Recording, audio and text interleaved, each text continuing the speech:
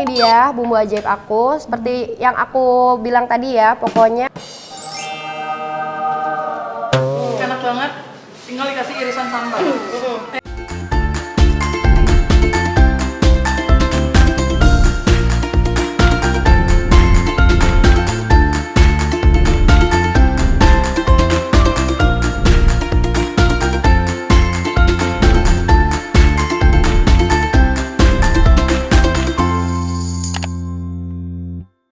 selamat pagi. So ini hari Minggu tanggal 13.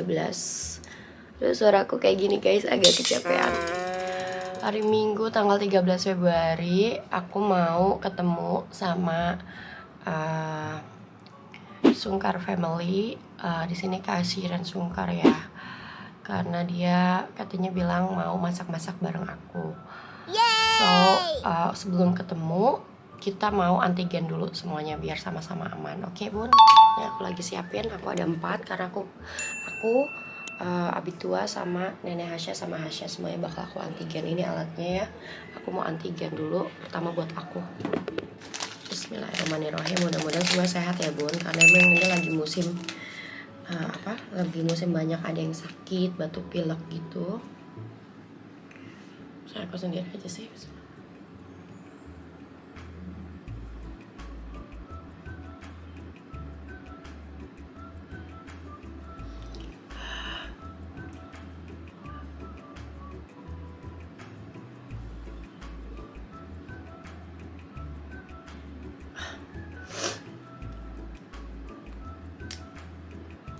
Jadi biar saling menjaga semuanya harus dites. Udah mandi. Harusnya Asya ketemu Ukasia ya waktu di Belanda ya. Iya, tunggu dulu nak, mama harus antigen dulu nih. Ntar dulu ya, mama harus. Is need for Hasya, bukan buat Hasya nak. Hasya nggak boleh ngapain? Hasya. Sekarang Hasya harus di antigen. Bismillahirrahmanirrahim. Hidungnya, lihat hidungnya. Ini lihat tuh upil, ada upil. Lihat hidungnya.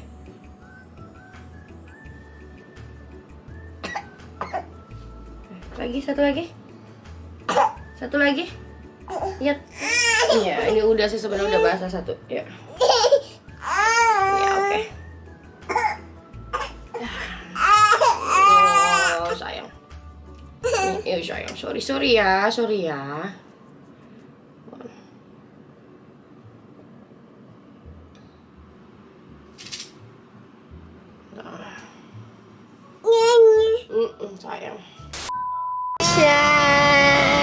Nggak mau makan sama nenek, nggak mau disuapin.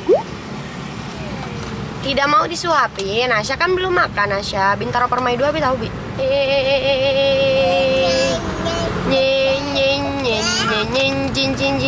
Jin.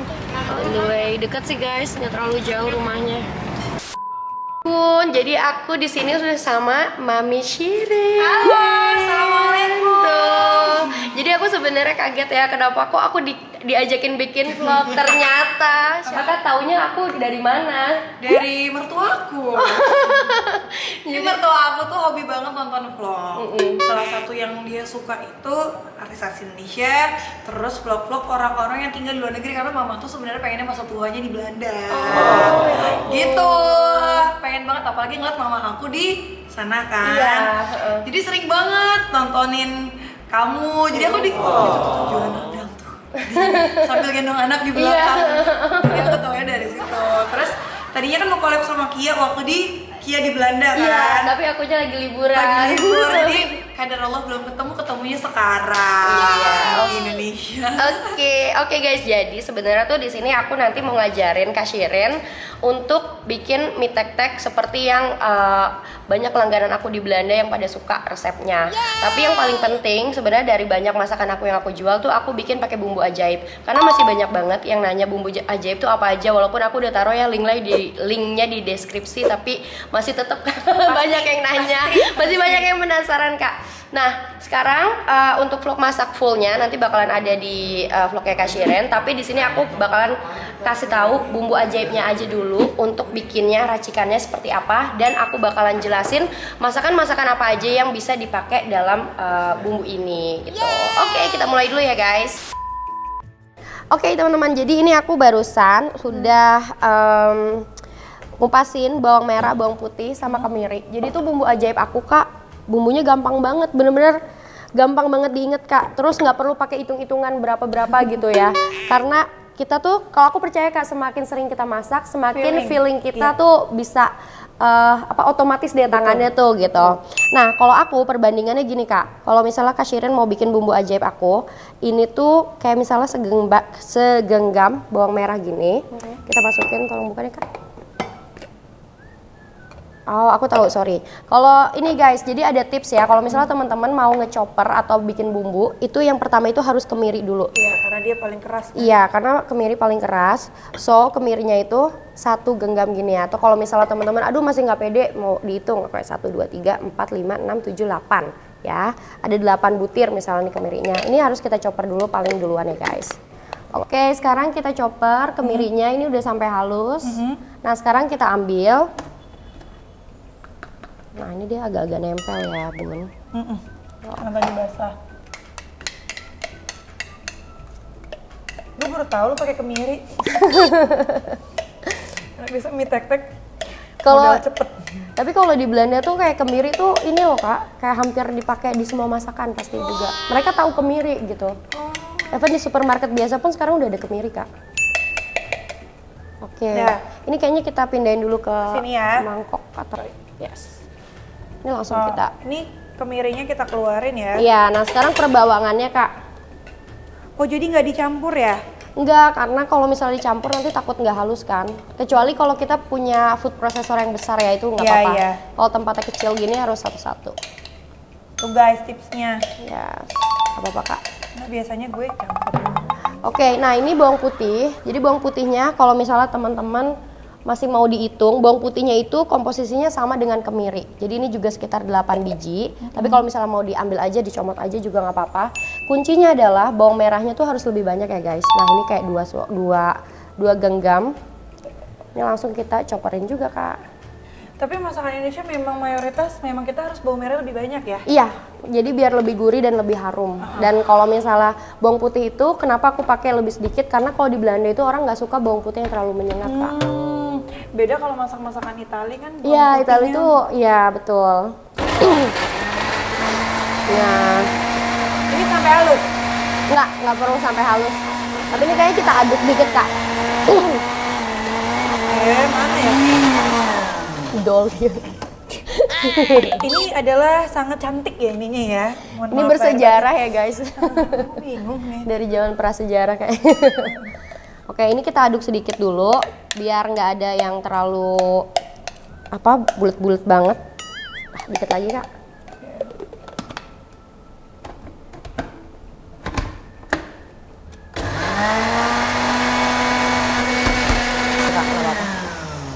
Soalnya dia bocor juga kan.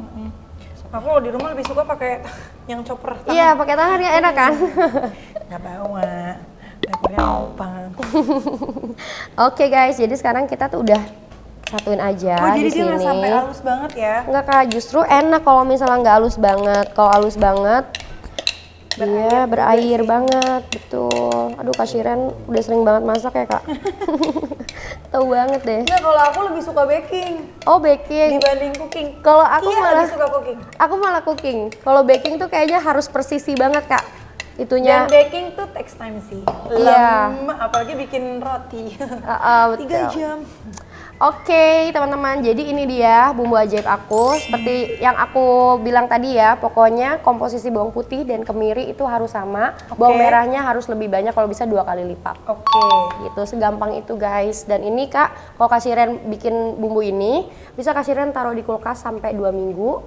Kalau misalnya mau make sure kayak aduh nanti takut udah bau nih gitu ya, bisa digoreng dulu, ditumis dulu pakai minyak, terus ditaruh di kayak food saver gitu ya. Iya, iya. Gitu Kak. Supaya nggak tiap hari ngulek ya. Iya, nggak tiap hari bikin bumbu dan betul. masakan-masakannya nih Kak banyak banget Kak, nasi goreng, mie Pakai goreng, ini ya? iya.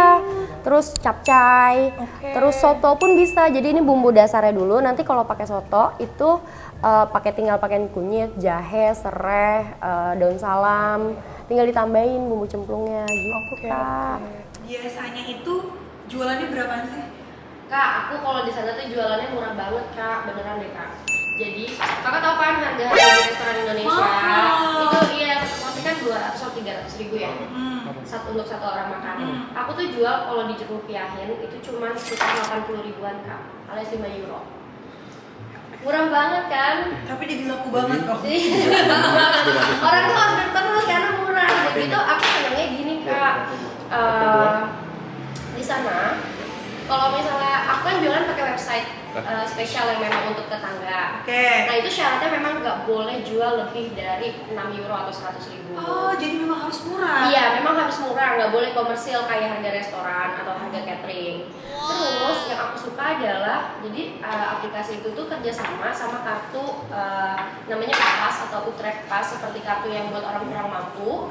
Jadi mereka bisa bayar pakai kartu itu untuk dapat makanan fresh dan Masya Allah. iya, biasanya tuh yang aku bikin tersentuh tuh kayak yang order Kak, ibu 5 anak yang kebetulan kurang mampu gitu kan. Terus aku agak mau nangis kalau gitu, terus ada ibu-ibu yang tangannya tuh cedera gitu, atau nenek-nenek yang pakai kursi roda datang ke tempat aku. Mereka nggak bisa naik ke atas kan karena ribet liftnya gitu. Aku datang ke bawah bawain yang jadi itu kayak ibadah gitu sih, kayak aku bikin karena orang sih happy, biasanya gitu. kalau di luar negeri itu kan ada kartu kurang mampu ya, buat bisa di supermarket, buat Iya. bisa makanan.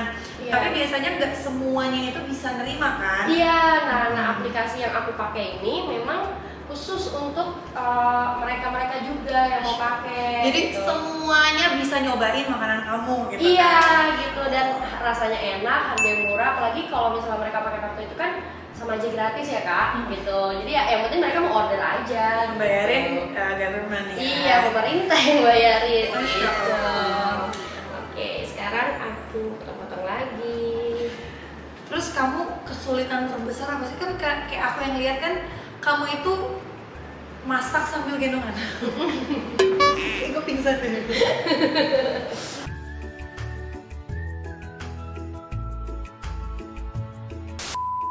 Oke guys, jadi ini udah rapi masaknya.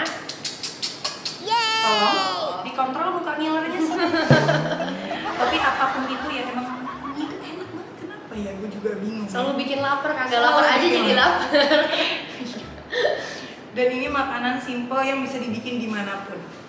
Tuh, apalagi kalau yang udah punya anak aja bisa. Anak tuh paling suka mie deh, gak ada anak kecil gak suka mie. Jarang banget, Iya jarang. kan? Oh cukup banyak nih. Banyak ya? Banyak ternyata kita bikin nih. Dibagi deh. Tenang, kru aku piranha di sini. Makanan apapun habis sama mereka ya. Oke. Oke, Masya Allah jadi tuh. Jadi dari sini langsung ke Oke, ini makanan udah jadi. Sebelum kita cobain, terakhir aku pengen tanya. Bukan tanya sih, kayak kasih. Mungkin kan ini banyak banget penonton juga yang lagi safar ya, yang berjuang hidup di negara orang. Ya. Apa sih tipsnya itu? Pasti yang aku tahu biasanya tuh orang kangen Indonesia, kayak apalagi tahun-tahun pertama gitu kan. Betul. Gimana sih caranya kamu tuh bisa survive, akhirnya bisa kerja sendiri, semangatin buat yang nonton orang. Oke, jadi saran aku tuh pertama kita harus diskusi dulu sama calon suami.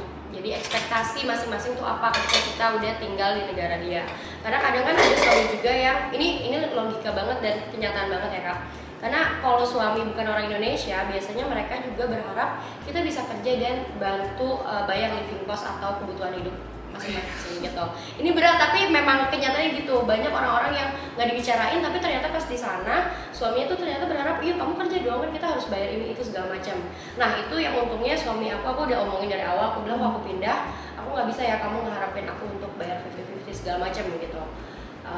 Dan untungnya sih sampai sekarang dia nafkah full 100% seperti itu gitu. Itu yang penting banget Kak. Kedua, ketika kita sudah pindah, kita harus menemukan sesuatu yang kita suka gitu. Jadi apa ya, menemukan sesuatu yang kita suka dan coba berteman bukan cuma sama orang Indonesia. Karena banyak juga di negara yang tempat kita tinggal tuh banyak juga perantau yang dari negara lain. Jadi kita bisa sharing, terus ikut sekolah bahasa, dan kalau bisa paksakan untuk kerja di lingkungan lokal biar kita bisa berbahasa lokal, berbahasa negara tersebut lebih cepat gitu sih. Jadi Kak. jangan manja ya, tetap harus Iya, belajar ya. dan jangan nyerah, pasti nanti ada kok jalannya gitu. Insya Allah pasti ada rezekinya. Kalau aku pikir gini ya, aku jual makanan cuma 5 euro, aku harus jual berapa ribu porsi buat aku punya uang misalnya gitu kan. Tapi kayak aku jalanin aja, terus ternyata orang suka, dan itu kayak kalau rezeki udah berkah tuh jadi berlipat-lipat Kak gitu. Jadi nggak kebayang bisa jadinya rendang, bisa jadinya makanan lain gitu. Jadi semangat buat semuanya yang lagi hidup di negara orang, ya pasti kangen sama Indonesia, tapi tetap aja berjuang. Pasti tahun-tahun pertama biasanya sulit Iya, ya, sulit. karena kan adaptasi, budayanya beda, Terus cuaca beda, dan nggak ada keluarga, ya, itu biasanya gak ada tuh yang bantuin gitu. Itu sedih banget, itu yang bikin sedih, gak ada yang bantuin sebenarnya. iya, betul. Tapi insya Allah kalau berusaha, Allah akan kasih jalan. Amin. Bismillah. Gitu. Nanda, thank you banget Thank ya, you banget, Kak. nggak sabar pengen nyobain. Ayo kita cobain dulu. Aku pengen nyobain. Aku yang deg-degan sih sebenarnya udah cobain. Gimana tuh? Yalah, dagangannya udah laku, pasti enak. Wow, ini menggiurkan sekali guys.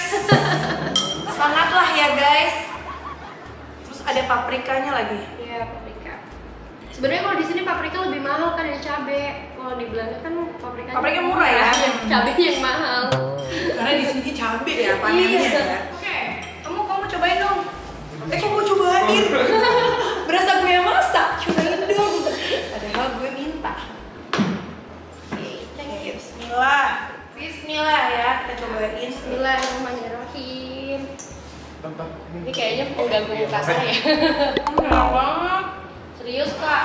Enak, Masya Allah. Ini bungkusnya buat kayak ini. Tenang. Kalau ini buat anak-anak tuh rasanya Iya. ini ya Kak, pas Iya. banget ya. Gue bawa sebutan gue. Enak. Enak tuh Kak. Kasiren gimana dong Kasiren tanggapannya makanan Enak, apa ya? Masya Allah. Hmm. Enak banget. Tinggal dikasih irisan sambal. Cabe. Kak, aku mau nanya-nanya Kak. Hmm. Kasiren sukanya dari Belanda tuh apa? Ayo. Kan kayaknya dari keluarganya tuh kayak banyak banget berurusan dengan negara Belanda kan. Jujurnya gue juga gak tahu sih kenapa keluarga gue tuh berhubungan sama Belanda banget gitu kan. Satu, keluarga papa banyak banget yang di sana. Yang kedua, papa kan memang sebelum nikah sama mamaku dulu itu pernah nikah sama orang Belanda terus divorce kan. Itu orang Belanda asli, maksudnya bukan Belanda. dari Indo. Asli. Belanda. Nah, Papa, aku lupa 12 atau 17 tahun ya di Belanda ya. Lama banget di Belanda dulu, Iya, lama banget. dari muda kan di sana. Jadinya nikah sama orang sana dan punya anak, Kak Jamila sama Kak Michael. Nah gitu, terus akhirnya papa divorce, terus pulang ke Indonesia.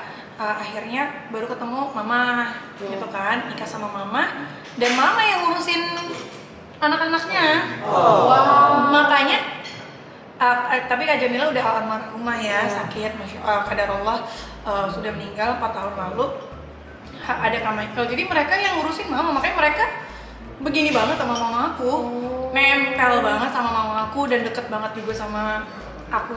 Aku tuh nggak pernah berpikir beda ibu, aku selalu nganggap mereka kakak-kakak aku. Bener-bener kakak lah ya. Banget. Jadi kalau kesana, ya kalau mama aku kesana udah pasti mereka sama cucunya kan, udah Iya. ada cucu kan. Betul. Pasti ke rumah mama nyari makanan Indonesia. Oh, Mama yang masakin. itu seru banget sih. Iya, deket banget walaupun beda ibu, tapi kita nempel banget sih. Dan kakak aku yang meninggal juga sebelum meninggal 1 bulan tuh lama banget di Indonesia. Jadi kita sempet, alhamdulillah aku sampai kayak, ya Allah makasih ya, udah dikasih waktu untuk ngurusin kakak sebelum meninggal gitu. Jadi Kia tuh yang ngurusin banget, karena kan waktu itu aku udah punya anak. Iya, repot. Kesibuk, dan aku lagi hamil. Oh iya. Jadi yang ngurusin banget tuh Kia ke dokter, karena udah sakit kan waktu itu. Jadi kita nempel banget lah gitu. Jadi kayak selalu ada reason untuk ke Belanda karena ada keluarga. Iya. Tapi Kak, ada nggak sih misalnya nih, selain mama juga di sana, kan Kak Shirin di sini ya, yang hal yang pengen, aduh kayaknya kangen ya pengen ke Belanda gitu. Kan jadi kayak rumah kedua tuh apa gitu Kak yang bikin kangen? Suasananya kali ya, suasananya dan orang-orangnya tuh juga apa ya, negara-negara Eropa tuh kan karakter orang beda-beda. Iya, betul. Kan kayak mungkin sorry ya kalau salah, tapi kalau menurut aku kayak Jerman lebih kaku orangnya gitu. Tapi kan memang karakter orang gitu kan. Iya. Dan Belanda tuh lebih friendly aja sih menurut aku ya. Mereka tuh kayak lebih welcome dan aku nggak takut untuk aku pakai hijab. Iya, karena sana banyak muslim apalagi di kota besar gitu. Dan mereka juga orang bulenya biasa aja gitu. Jadi kayak suatu hal yang lumrah lah orang Islam di sana karena banyak banget kan. Iya. Terus yang kedua, aku nyari masjid nggak susah di sana. Iya, betul.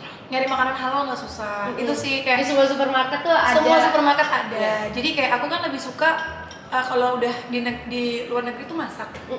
Satu mahal, boleh lah sesekali. Cuma kalau kayak ribet bawa anak 3 terus ke restoran tuh ribet. Jadi kayak aku lebih suka sewa rumah atau sewa apartemen atau ya service apartemen lah. Yang penting ada kompor kan, masak. Dan di sana itu nggak susah sama sekali nyari daging halal kan. Iya. Karena supermarket Turki banyak banget. Bener. Jadi aku juga kalau jual rendang tuh pasti aku udah, walaupun aku nggak tanyain ya mereka mau yang halal apa nggak pakai, pasti aku masak yang halal. Iya, Daging betul, halal gitu. betul. Itu sih nggak susah gitu. Jadi makan Indonesia di mana-mana. Terus supermarket Asia di mana-mana. Jadi kayak Eropa itu kayak menurut aku surga Asianya di Belanda.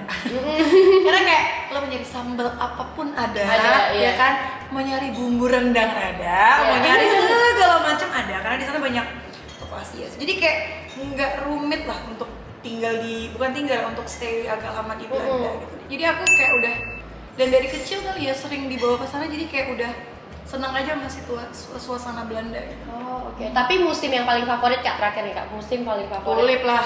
Tulip ya, udah musim semi ya. Semi, karena kalau dingin kan Iya. Aku satu sih yang gak terlalu suka sama Belanda, angin.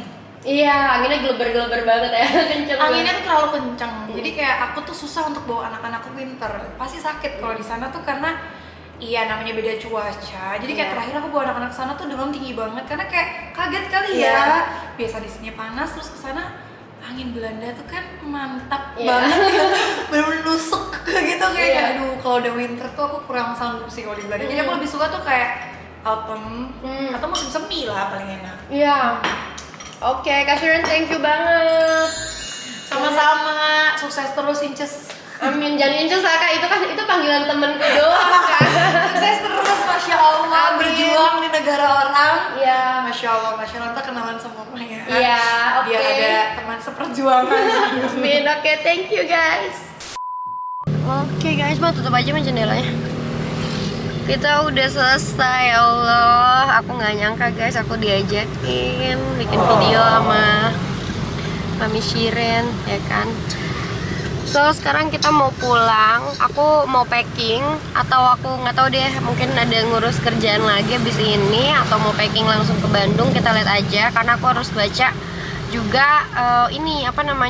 peraturan PPKM ya ke Bandungnya gimana, ganjil genap segala macem gitu. Dan Hasya tidur tadi sengaja, Hasyanya nggak aku ajak soalnya kan itu studio ya banyak alat-alat gitu guys. Hasya rusuh banget guys, takut ngerusakin, ada ngerusakin lampu atau apa kan nggak enak ya. Jadi tadi Hasya ke rumah saudara deket sini gitu. So thanks for watching ya guys. Semoga makin rajin nonton video aku, makin seneng dan juga mendatangkan banyak manfaat. Amin ya robbal alamin. So assalamualaikum, om shanti, om salam sejahtera, bye.